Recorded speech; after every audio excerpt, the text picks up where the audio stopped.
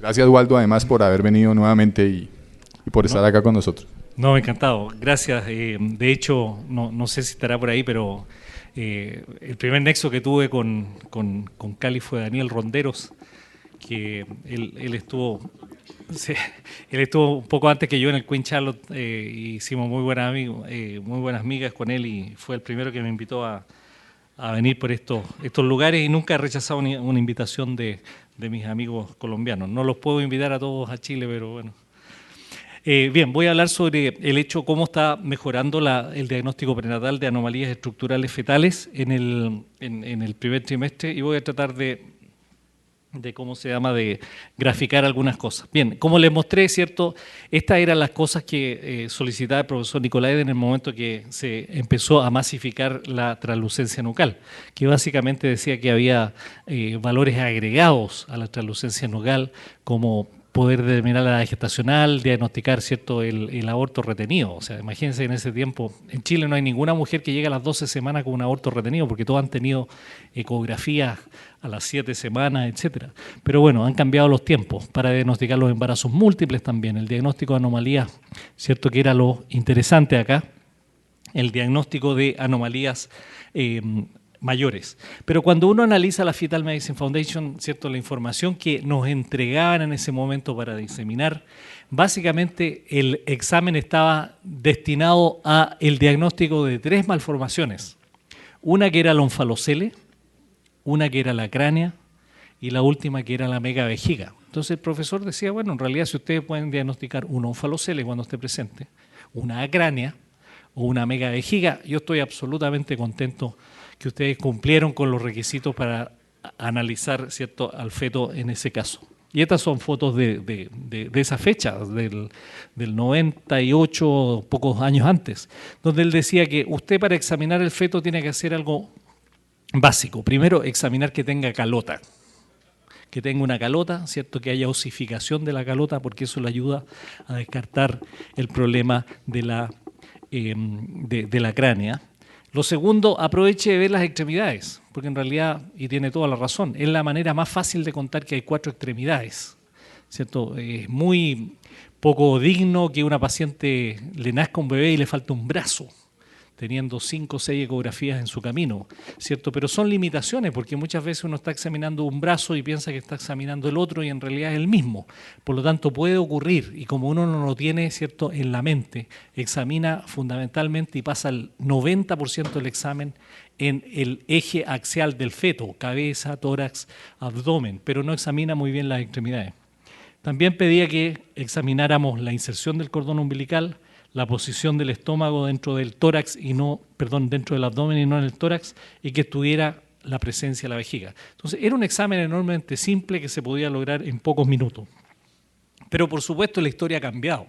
Estas son fotos, ¿cierto?, tomadas del artículo original de Hugh Robinson, que era un médico australiano que se formó en Irlanda, donde describió, ¿cierto?, utilizando el patrón de los embriólogos, ¿cierto?, el cefalonalgas, y él publicó la primera, ¿cierto?, tabla de normalidad del cefalonalgas de acuerdo a la edad gestacional, cuando ni siquiera existía la escala de grises. Entonces, en esa fecha, si uno le preguntara a Hugh Robinson si acaso era posible diagnosticar malformaciones, por supuesto la respuesta era no, porque no se podía, no había la tecnología para hacerlo. Pero con sondas transvaginales y con la resolución que tenemos, ¿cierto?, ahora ya es posible diagnosticar, ¿cierto?, una serie, analizar la anatomía del feto y diagnosticar patología.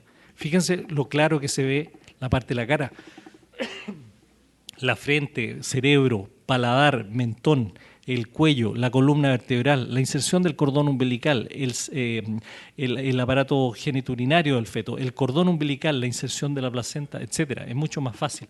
Y por supuesto ahora con las sondas transvaginales y ecografía tridimensional es posible obtener imágenes de una calidad que es realmente abismante.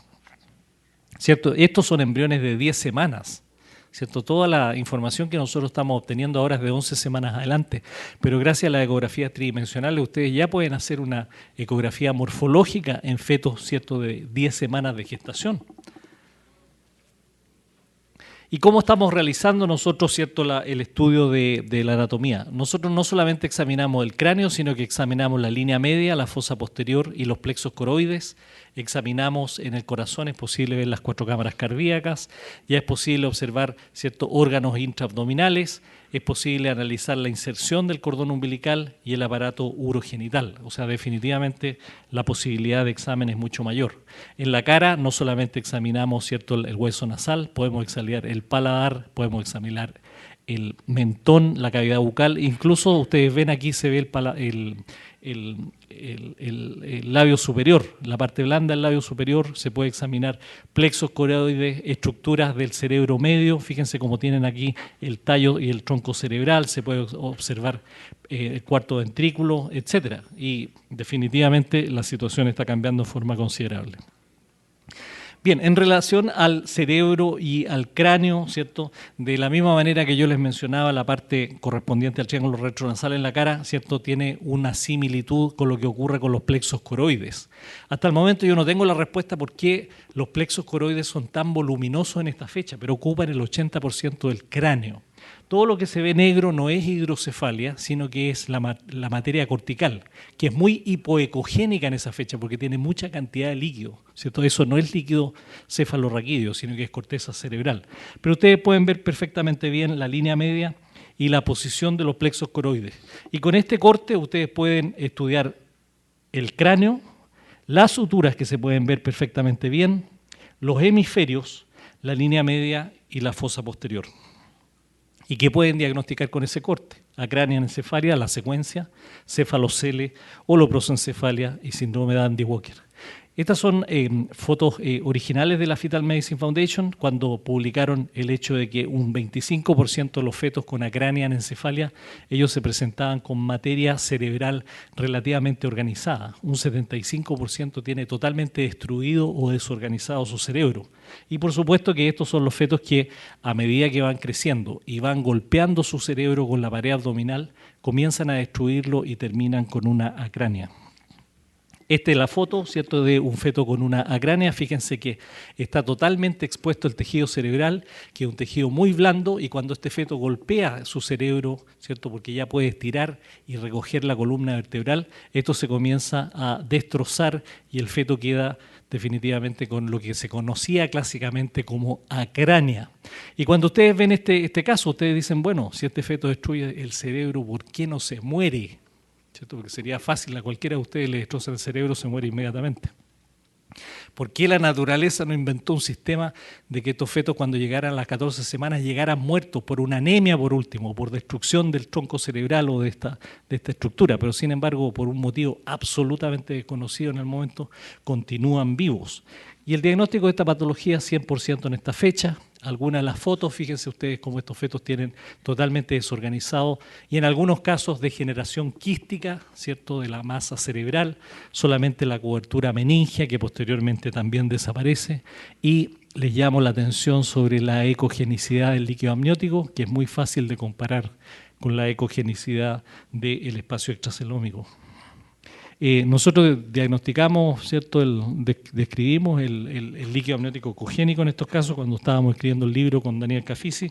Al revisar las fotos nos dimos cuenta de este patrón y juntamos los casos y nos dimos cuenta que realmente, ¿cierto?, existe una destrucción. Hay tejido dentro del líquido amniótico en esta fecha que proviene del cerebro, no sabíamos si era tejido nervioso o sangre.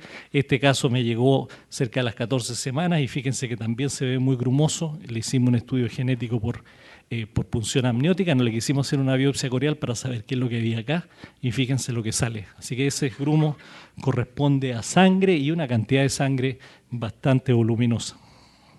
Y eso es lo que está descrito como el efecto en goma de borrar, que a medida que el cerebro se va destruyendo paulatinamente solo queda la carcasa ósea en el caso de la cránea, ¿cierto? En el caso del lápiz queda solamente la marca metálica. Los cefalocele es otra patología que debe diagnosticarse en un 100% en estos casos, especialmente en el hemisferio nuestro, porque casi todos los cefaloceles son occipitales y donde uno está examinando, ¿cierto?, estos fetos con mucho enfoque es en la zona posterior del cuello. Aquí en este caso hay que considerar que existen 3 tipos de cefaloceles, uno que son aislados, como defecto de tubo neural cualquiera, otro que son secundarios a un síndrome genético autosómico recesivo, que es el síndrome de Meckel-Gruber, y lo tercero es por bandas amnióticas. Básicamente esto es una patología seria, 1 en 2000 casos, 75% en el mundo son occipitales, 25% son frontales o parietales, fundamentalmente en el mundo asiático. Y fíjense, nosotros diagnosticamos la primera vez y lo asociamos con Meckel-Gruber, donde definitivamente en esta fecha es muy fácil examinar estos fetos porque tienen líquido amniótico, aún la insuficiencia renal no les ocasiona oligodiramnios, se observan los riñones poliquísticos y es posible hacer un conteo de los dedos y estos fetos todos tienen polidactilia posaxial, o sea, en el canto externo de la mano. Y esta tríada habla de una enfermedad que tiene un 25% de recurrencia, que es el caso del síndrome de Meckel-Gruber. Una vez hice una presentación en Egipto, uno de los colegas me regaló un video de un caso. Fíjense, ahí se ve, ¿cierto?, el cefalocele. Me dice que ellos ven muchos casos porque definitivamente allá hay mucho casamiento entre primos. Hay mucha consanguinidad y por supuesto ciertos autosómicos recesivos se concentran. Y fíjense cuando examinan los riñones, aparecen los riñones poliquísticos inmediatamente. O sea, esta es una enfermedad, 25% recurrencia, 50% de los hijos tienen riesgo de seguir siendo portadores de la enfermedad y un 25% van a ser genéticamente sanos. Y aquí trató de mirar la mano, ¿cierto? Según lo que me contaba mi colega, me contaba que definitivamente le dio la polidactilia, pero yo no estoy absolutamente seguro porque está la interposición del cordón umbilical ahí. Pero bueno, cuando ya tienen 2 de 3, el diagnóstico era relativamente fácil. Fíjense que esta es una paciente que se presenta a las 61 milímetros, 31 años de edad, primigesta, llega a hacerse una ecografía y algo nos llamó la atención de los plexos coroides. Se fijan que ustedes acá el signo de la mariposa no se ve, la línea media como está incompleta, le hicimos inmediatamente una ecografía transvaginal y fíjense cómo cambió. Aparece, cierto, que no hay el signo de la mariposa, no existe la línea media, aparece un cefalocele con tejido cerebral en el interior y cuando se mapea, cuando el feto se lateralizó, uno se da cuenta que es de ubicación occipital. ¿Qué es lo que se hace inmediatamente después? Inmediatamente hay que revisar riñones, ¿cierto?, para detectar, ¿cierto?, o diagnosticar un síndrome de Meckel-Gruber. En este caso los 2 riñones eran normales, se descartó la patología.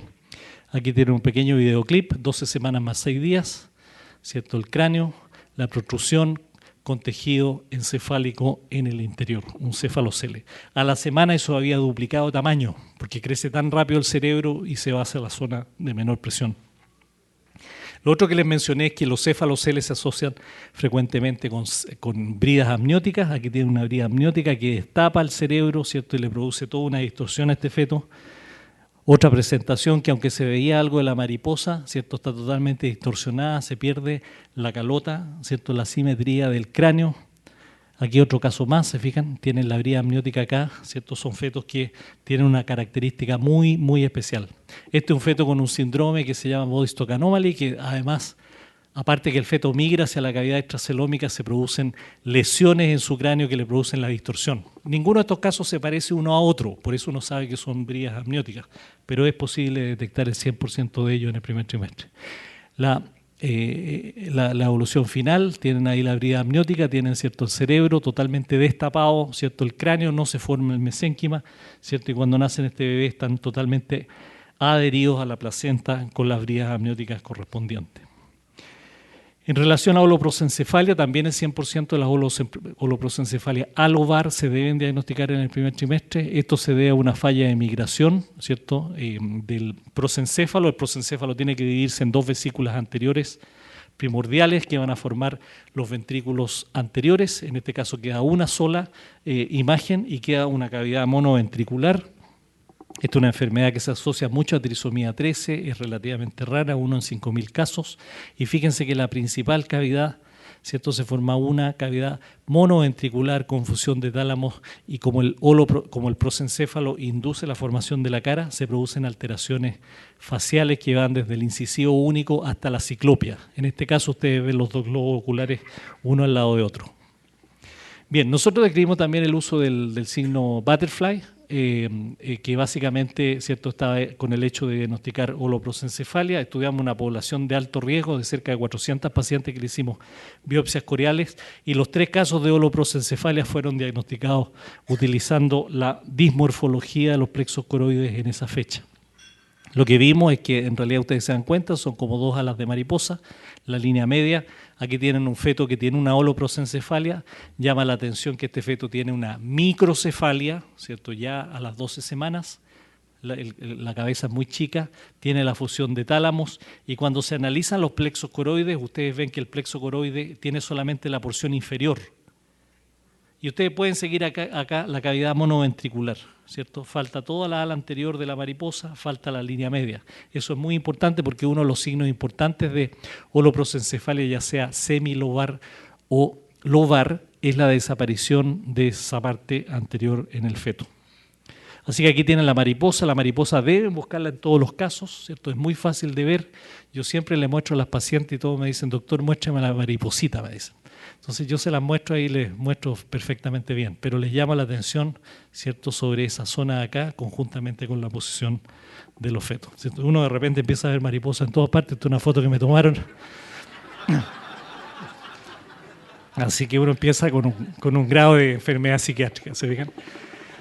Bueno, aquí tenemos ciertos fetos que cuando uno ya conoce la patología la empieza a ver siempre. O sea, ustedes se dan cuenta que este feto ya tiene una alteración. O sea, independiente que tenga o no tenga hueso nasal o translucencia normal, ustedes ya ven esto, saben que es un feto que posiblemente riesgo de trisomía 13.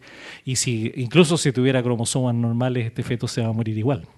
Otro caso asociado, fíjense cómo se distorsionan los plexos coroides, la fusión de tálamo, y aquí aparece, ¿cierto?, la probosis en estos fetos con una patología cardíaca y un foco cardíaco ecogénico en el primer trimestre. Fíjense que este caso llega una paciente a las 12 semanas, 57 cefalonalgas. Claro, si ustedes lo ven a la rápida, dicen, mira, ya, listo, aquí tenemos este feto, mide tanto, corazón bien, sí, mira, parece que está un poco aumentada la translucencia. Y le dicen, sí, claro, hay riesgo de síndrome de Down. Claro, pero si ustedes empiezan a asociar esto con esto, fíjense que ya hay una distorsión de la cara, aquí ya no se puede ver bien la parte del cráneo. ¿Qué hacen en ese caso? ¿Cuál es el siguiente paso? ¿Vuelven una semana? No, le hacen una transvaginal inmediata y fíjense que cómo cambia el panorama, lo que yo les decía, un mundo completamente distinto. Ustedes se dan cuenta, tiene translucencia nucal aumentada, este feto tiene una dismorfología facial bastante importante, casi no tiene nariz, aquí le vemos el hueso nasal, y cuando ustedes le hacen un corte transversal en este nivel, ¿cierto?, se pierde el triángulo retronasal, lo mismo de siempre, ¿cierto?, y aquí tienen una fisura en el plano axial que compromete todo el paladar, tenía una arteria umbilical única. Fíjense que a veces se confunde que tienen 2 arterias porque ven esta zona de acá. Pero esto no es la arteria paravesical, sino que esta es la rama que va a la femoral, a la arteria femoral. Así que ojo con eso, tienen que ser del mismo tamaño, estar absolutamente pegada a la vejiga. Y fíjense lo que le pasa en el cerebro. Lo que yo veía anteriormente acá, que casi no puedo hacer un diagnóstico claro, cómo me cambia la ecografía tridimensional y encuentro una cavidad monoventricular, se pierde lo ovalado del cráneo, se pierde la línea anterior, se pierde la asimetría de los plexos coroides con un diagnóstico claro de una holoprosencefalia. Este feto tenía una anomalía cromosómica rara que se llama isocromosoma 18, que una parte del cromosoma 18 se duplicó y eso fue lo que le produjo la holoprosencefalia.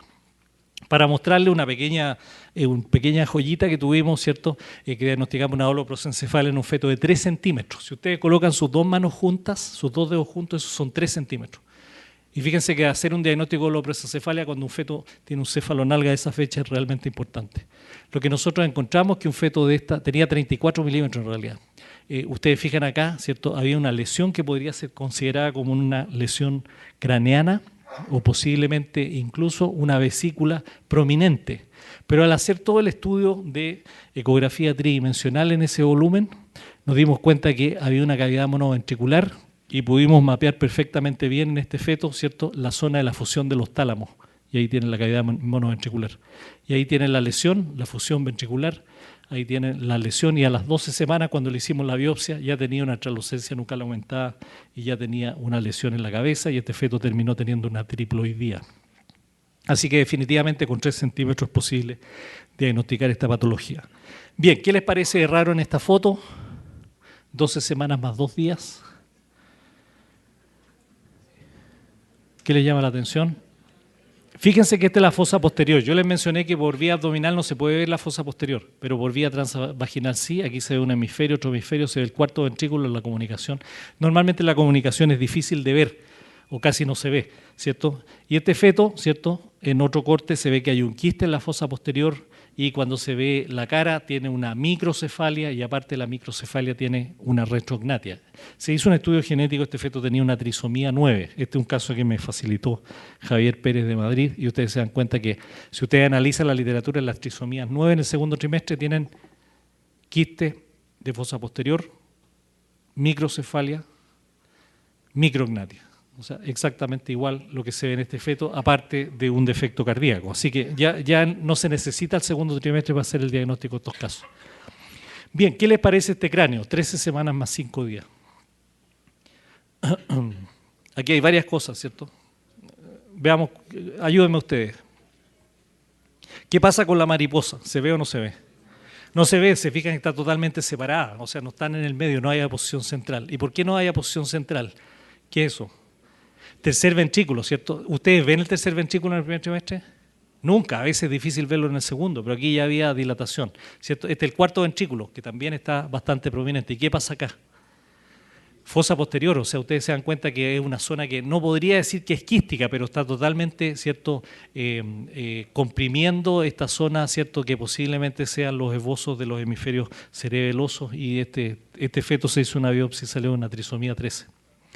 La cara, ¿cierto? Ya vimos el triángulo retronasal, no se los quiero repetir, ¿cierto?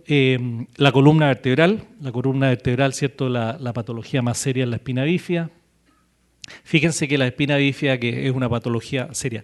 Les recuerdo que las terminaciones del embarazo en Europa no comenzaron por síndrome de Down, sino que comenzaron por espina bífida. O sea, es tan serio como para considerarlo en ese caso. ¿Qué pasa con los niños con espina bífida a los 5 años? 70% se ha muerto. O sea, no es que lo hayan terminado, sino que los que nacen vivos, 70% están muertos. 90% tienen hándicap severo, necesitan silla de ruedas, necesitan fijaciones, etc. 6 operaciones de promedio, han pasado 6 meses en los hospitales. Así que es una patología, ¿cierto?, de consideración. El primer estudio sobre espina bífida fue publicado también por el grupo de Nicolaides y fíjense que en 61.000 screening que hicieron, ninguno de los casos de espina bífida, que vieron 29, se diagnosticó en el primer trimestre. Pero hubo un grupo de mujeres que habían tenido hijos con espina bífida que le revisaron la presencia del limón y le encontraron que cuando tenían limón era posible mapear bien la columna y poder hacer el estudio y diagnosticar el problema. Y ellos dijeron que en realidad el limón se puede ver, ¿cierto?, desde las 11 semanas y fue el primer signo que se planteó. Nosotros revisamos nuestra experiencia, lo acabamos de publicar en enero de este año, 9.000 fetos con screening prenatal completo, de los cuales 21 tenían anomalías, de algún tipo de anomalías en la columna vertebral. Body stock más frecuente 8, espina bífida 7, asociación de Batter 2, cifoescoliosis 1, linencefala 1, sacrococcygeal teratoma en 1. Fíjense que estos eran casos que se diagnosticó en algún momento del embarazo, no eran los 21 casos diagnosticados en el momento del primer trimestre, pero nosotros tenemos un seguimiento bastante estrecho y afortunadamente cuando hay una patología generalmente el médico nos avisa, ¿cierto?, para ingresar en nuestra base de datos. Fíjense que el diagnóstico de Body Stock Anomaly, que eran 8 casos, 100% de detección, porque la anomalía que existe es muy manifiesta. Estos fetos no tienen cordón umbilical, también se llama síndrome del cordón corto, tienen asociado el hígado, lo tienen totalmente pegado a la placenta, se le produce por la posición de hiperextensión una cifoescoliosis seria. Esto está asociado a banda amniótica también. Muchas veces la banda amniótica produce amputación de las extremidades y la parosquisis. Así que el diagnóstico es relativamente fácil porque la distorsión es evidente. Espina bífida, de los 7 casos, nosotros solo diagnosticamos 2 en el primer trimestre y fíjense que uno de los casos tenía una distorsión muy marcada y gracias a esto fuimos capaces de encontrar el signo limón, ¿cierto? Pero en caso contrario se nos hubiera pasado. Este es un caso con una espina bífida. Uno de los problemas de la espina bífida es que uno no examina la columna vertebral en forma rutinaria. Esta es la foto que se guardó a las 13 más 3 semanas, donde teóricamente no parece muy claro la zona del limón, pero a las 20 semanas es absolutamente manifiesto. Ustedes encuentran la malformación de Alnor-Chiari, la ventriculomegalia, ¿cierto? El signo del limón absolutamente característico. Este es un caso de asociación de Vater, tuvimos 2 casos, este fue el más evidente, tenía translucencia nucal aumentada, acortamiento de la columna vertebral, la columna vertebral no se podía continuar, ¿cierto?, en la misma línea, tenía el meningocele, fíjense la escoliosis de este fetito con su meningocele, ¿cierto? En Chile muchas mujeres optan por continuar el embarazo. Esta es la foto del recién nacido o a los pocos meses de vida, donde se ve la gravedad de la enfermedad, ¿cierto? Una gran alteración de la musculatura abdominal. Este recién nacido ha tenido muchas operaciones, está en silla de ruedas y realmente un problema bastante serio, tiene problemas respiratorios porque tiene asimetría de columna, etcétera. Otro caso que diagnosticamos corresponde a la columna vertebral. Fíjense que había una escoliosis, fue lo único que encontramos. Examinamos este bebé, se mantuvo la escoliosis en el segundo y en el tercer trimestre, y al nacer tenía una escoliosis entre leve y moderada, pero varias anomalías costovertebrales que no pudimos diagnosticar. Y por supuesto, ¿cierto?, este recién nacido hemos tratado de colocarle nombre a algún síndrome, no hemos podido, pero ya va a tener, ¿cierto?, una cirugía con el propósito de corregir esa columna, pero si ustedes se dan cuenta, la foto es muy similar a lo que ocurría en el primer trimestre. Los 2 casos que no diagnosticamos, un teratoma sacrococcigio muy pequeño que se diagnosticó el tercer trimestre y una médula anclada que se diagnosticó en el momento del parto con resonancia nuclear magnética y confirmada en el momento de la operación. Eso lo publicamos en enero de este año, ¿cierto? Y en el fondo lo que nuestra conclusión fue de que todas las anomalías espinales que aparecen son anomalías espinales serias. El diagnóstico de efectos pequeños es difícil y se necesita aún, ¿cierto?, la ecografía de segundo trimestre para diagnosticar espina bífida, ¿cierto? Yo ya había escuchado el trabajo de Ravi Chagui, donde él describe la translucencia intracraniana, que es la visualización del cuarto ventrículo con el propósito de hacer un screening de espina bífida, ¿cierto?, en esa zona, que es relativamente fácil de ver en el mismo plano de la translucencia nucal. Él dio los nomogramas, ¿cierto?, cómo desaparece esa zona, ¿cierto?, en los fetos con espina bífida. Estos eran 4 casos revisados retrospectivamente mediante el análisis de los volúmenes. En este momento hay algunas dudas si acaso esto sirve o no sirve en forma prospectiva, y en el Congreso de Los Ángeles ya se va a presentar evidencia en series relativamente grandes de varios lugares del mundo. ¿Qué pasa con el cuello? En el cuello lo que más se busca, ¿cierto?, es la translucencia nucal. Esta es la patología que se diagnostica en fetos de segundo y tercer trimestre, ¿cierto? El bocio, el teratoma, el hemangioma, meningocele, ¿cierto? Pero en el feto el único que se ve, ¿cierto?, es el higroma quístico, que en el higroma quístico es un problema linfático exclusivamente. Es muy claro que hay una obstrucción linfática yugular, ¿cierto? La linfa que tiene que llegar por todo su trayecto hacia la zona del cuello, tiene que drenar en el territorio venoso del cuello, y si no lo hace se comienzan a producir estas bulas, ¿cierto?, que aparecen después como enfermedades multiquísticas, ¿cierto?, como masas multiquísticas tabicadas en la zona de la nuca, y por supuesto se empieza a acumular linfa en el resto del feto. Aparecen, ¿cierto?, el hidrotórax, la citis, etcétera. Aquí un feto con un síndrome Turner, que tenía una imagen, otro feto más con el tabique que le llega prácticamente hasta la cola, ¿cierto? Esta es la imagen típica. La imagen típica tiene que tener este ligamento, que es un ligamento que se llama el ligamento posterior del cuello, que hace el diagnóstico diferencial.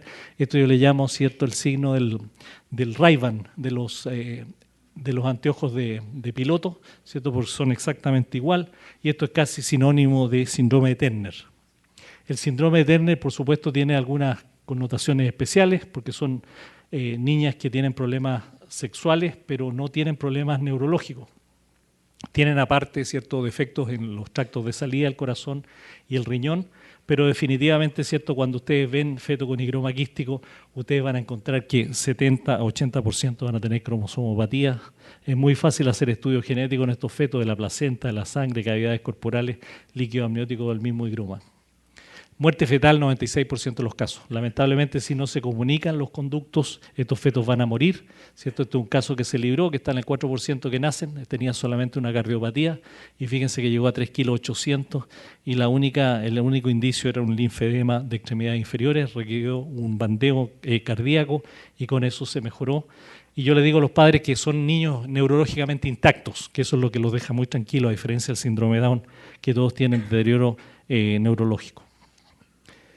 Corazón, yo no soy experto en corazón, pero definitivamente se puede realizar, ¿cierto? Mucha patología. Esta paciente 14 semanas tenía, ¿cierto? Para que, ¿cierto? Se ve cavidades. Y esa es una pregunta que no le quise hacer a Catalina, pero muchas veces cuando uno habla de regurgitación tricuspidia está viendo verdaderos canales AB, así que realmente no es una regurgitación tricuspidia, sino que se ve la regurgitación, ¿cierto? Los fetos con síndrome de Down cuando tienen defectos como canales AB completos, que en el fondo son defectos de las dos válvulas. En este caso tenía una hipoplasia ventricular izquierda con cromosomas normales. ¿Qué hay en relación a patología torácica, tóraco-abdominal, como en el caso de la hernia diafragmática? ¿Cierto? Ustedes se dan cuenta que se pueden observar masas en este caso. Nosotros publicamos nuestra experiencia de hernia diafragmática congénita en prenatal diagnosis hace 2 años atrás, ¿cierto? En realidad nos dimos cuenta que en nuestra serie de casi 6.000, en ese caso teníamos 6.000 casos, está anotado por ahí, teníamos 6 casos, o sea, aproximadamente 1 cada 1.000. Fíjense cómo está el corazón, esta es una ecografía transvaginal, aquí hay una masa que correspondía al estómago, y fíjense en los 6 casos que tuvimos, solamente en 2 se encontró una masa intratorácica, el estómago y una masa con dextrocardia, pero 3 casos tenían translucencia nucal, aumentado, donde el estómago estaba ubicado, se vio, ¿cierto?, intraabdominal. Hay un solo caso de los 6 que no presentó ninguna sintomatología y se diagnosticó a las 16 semanas. Pero se dan cuenta ustedes que es difícil diagnosticar hernia diafragmática y una conclusión de nuestro estudio es que la hernia diafragmática también debería diagnosticarse el segundo trimestre. El abdomen también, ¿cierto?, nos fijamos en la inserción del cordón umbilical, ¿cierto? Siempre que hagan ducto venoso, examinen, ¿cierto?, la inserción del cordón, porque tienen el cordón ahí mismo, así que definitivamente es muy buena patología, es muy buena posición para verlo. No se olviden de que antes de la semana 11 está la hernia umbilical fisiológica, aquí tienen un feto donde estamos buscando el ducto venoso y fíjense que uno examina obligadamente la inserción del cordón. Aquí tienen, ¿cierto?, uno con hígado y uno muy pequeño, fíjense, aquí en general uno está acostumbrado y puede diagnosticar la mayor parte de las herniaciones de hígado, pero no estos casos más pequeños, y fíjense. Este feto llegó por translucencia nucal aumentada y solamente, claro, cuando llegó a nuestra unidad nos dimos cuenta que el ónfalocele en esta fecha es exclusivamente una imagen hiperecogénica en la base del cordón. Aquí tienen la foto, ¿cierto? Y aquí, ¿qué le llama la atención? Este otro feto. Ónfalocele más megavejiga, ¿cierto? O sea, automáticamente cuando tienen estas dos situaciones hay que hacer estudio genético, 11 semanas más 3 días, la megavejiga llegaba a la inserción del cordón umbilical, se hizo el diagnóstico de una trisomía 18. ¿Qué le parece? ¿Normal o anormal? Abdomen, cordón.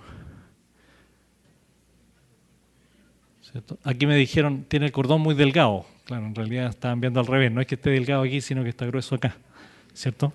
Aquí tienen bueno, en tiempo real se ve mucho mejor, ¿se fijan? Pero tiene un ónfalocele muy pequeño acá, con edema, ¿cierto? Y un poco de líquido en esa zona.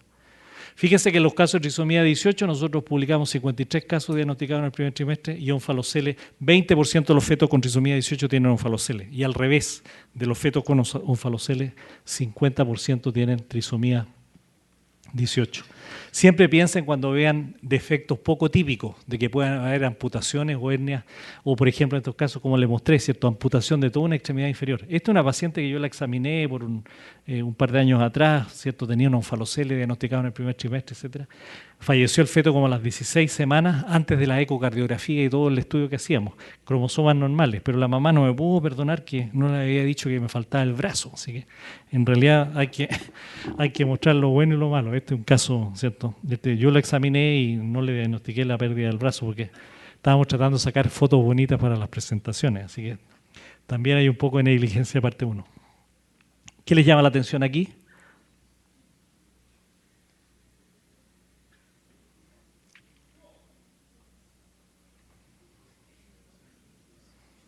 ¿Diagnóstico? Gastroquisis, ¿cierto? La gastroquisis porque hay asas intestinales flotando, ¿cierto? Este es un defecto totalmente distinto al anterior que les mostré, el cordón umbilical. Se puede demostrar que llega directamente a la cavidad abdominal. Fíjense que esa misma mujer tenía un hoyo muy grande, salió el intestino, todo el intestino estaba afuera, aquí se ve algo en la cara. Y fíjense acá abajo, ¿qué es eso? La vejiga, claro. ¿Quién ha visto gastroquisis con vejiga afuera? Si saben, avísenme porque estoy tratando de juntar una serie para publicarlos juntos. Aquí está el momento del parto, 35 semanas, fíjense, toda la vejiga afuera, cordón umbilical en el abdomen, el estómago y totalmente, ¿cierto?, fuera de las asas intestinales. Al parecer tengo la idea, porque yo he visto muy pocos casos de gastrosquicia en el primer trimestre, de la que vemos son con los hoyos más grandes y que tienen muy poca posibilidad de amputación y muchas veces tienen que estar asociados, ¿cierto?, a prolapso de otros órganos. Bien, quistes abdominales, también tenemos una serie publicada. Fíjense que quistes hepáticos se pueden diagnosticar en el primer trimestre. Aquí tenemos un quiste en el mismo plano del estómago, tiene el estómago acá, ¿cierto? Y esto siguió creciendo. Diagnóstico pensamos que podía ser un quiste hepático y al final terminó ser un quiste colédoco que se operó por laparoscopía, pero ya un quiste colédoco diagnosticado en el primer trimestre ya es una gran cosa, ¿cierto? Así que en general está muy bien. Estos son los casos de quistes abdominales que presentamos, 5 casos. Está publicado en la revista Blanca, y estos casos, fíjense que la mayor parte de estos fetos que ustedes ven, quistes, son del aparato gastrointestinal, a diferencia de lo que pasa más adelante, que son del aparato urinario, ¿cierto? En el primer trimestre es por problemas tipo atresia rectal, o por mal rotación intestinal, o quistes hepáticos, etcétera, o quistes de duplicación intestinal, ¿cierto? Si ustedes ven en el segundo trimestre, lo más seguro es que sea del aparato urinario, ¿cierto? La vejiga, ¿cierto? Siempre tienen que ver la vejiga, sexo fetal. La vejiga hay 2 tipos, las que llegan al ombligo y las que no llegan al ombligo. Todas las que llegan al ombligo y lo sobrepasan son letales, se mueren todos los fetos. Todas las que llegan al ombligo desaparecen prácticamente todas, ¿cierto? Se dice que estas tienen mayor indicio de anomalías cromosómicas. Nosotros no lo hemos encontrado así, tenemos 28 casos de megavejiga. Han habido 2 casos de megavejiga con trisomía 18, pero en general, ¿cierto?, trisomía 21 casi no tenemos. ¿Normal o anormal?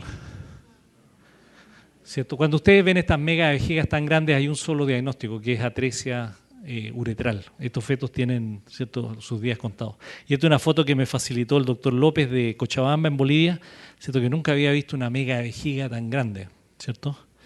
Y de hecho me dice, bueno, le tuve que sacar medio litro de orina antes de hacer la cesárea. Y pese a eso, imagínense la capacidad que tiene el abdomen de mantener ciertos volúmenes, pero es patología absolutamente letal. Bien, y para terminar, ¿cierto?, quistes de cordón umbilical. Fíjense que este quiste de cordón umbilical en el primer trimestre, ¿cierto?, ven la vejiga se escribe con B corta, pero en inglés con B alta, por bladder.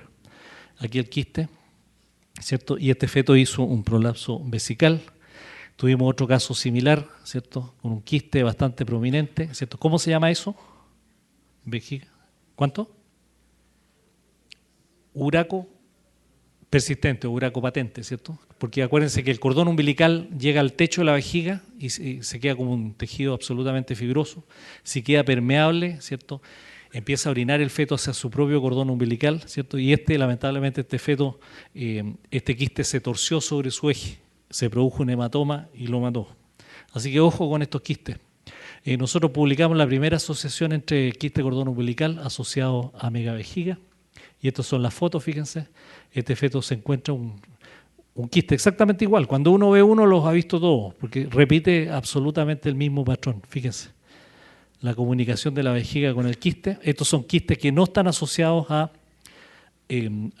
uraco persistente, y estos son fetos con anomalías cromosómicas, pero este es totalmente distinto, es otra patología. Y cuando ustedes ven una imagen tan grande, estos fetos van a hacer prolapso, ¿cierto?, de vejiga, exactamente como el primero que les mostré. El primero es un caso de Daniel Cafisi, este es un caso nuestro. Se repite la historia, absolutamente. Extremidades, ¿cierto? Aquí hay un solo ganador, que es la ecografía tridimensional. Es muy difícil ver estas tomas en los fetos, pero cuando ustedes hacen ecografías tridimensionales pueden dejar una documentación de 2 brazos, 2 piernas, incluso pueden ver bien las extremidades, los dedos, etcétera. Así que hay un ganador. Esta es una que me facilitó Mónica Isnar, que trabaja en Estrasburgo, una chilena que trabaja allá, y fíjense que, ¿cierto?, lesiones de los dedos. Yo no tengo patología de brazos que mostrarles. Estas son fotos para demostrar Y por último, nunca se olviden del cordón umbilical, ¿cierto? Tratar de ver que haya una arteria umbilical única, porque tiene implicancias en relación al screening de aneuploidía, especialmente trisomía 18, y además que estos fetos pueden tener riesgo de crecimiento fetal alterado u otras malformaciones. Fíjense siempre en el cordón umbilical que llegue a la placenta, porque si ustedes tienen un cordón que llega al lado de la placenta, esto puede estar en el segmento inferior y puede ocasionar una vasa previa inserción medicamentosa de cordón. Y ustedes ya lo pueden hacer en el primer trimestre. Ahora estamos trabajando en cicatriz de cesárea. En Chile hay muchas cesáreas. Y uno de los peligros que tiene es que el huevo se implante en la cicatriz de la cesárea y quede como placenta creta. Ahora estamos haciendo todos los diagnósticos de placenta creta en el primer trimestre. Ya no se nos pasa ninguna. Porque si la cicatriz de cesárea, el nicho de cesárea está libre, definitivamente sabemos que no va a tener una placenta creta, pero las placentas que van a ser acretas, uno ya en el primer trimestre ve que el huevo o la placenta se está metiendo en el nicho y por supuesto eso tiene connotaciones obstétricas importantes. Bien, muchas gracias por su atención.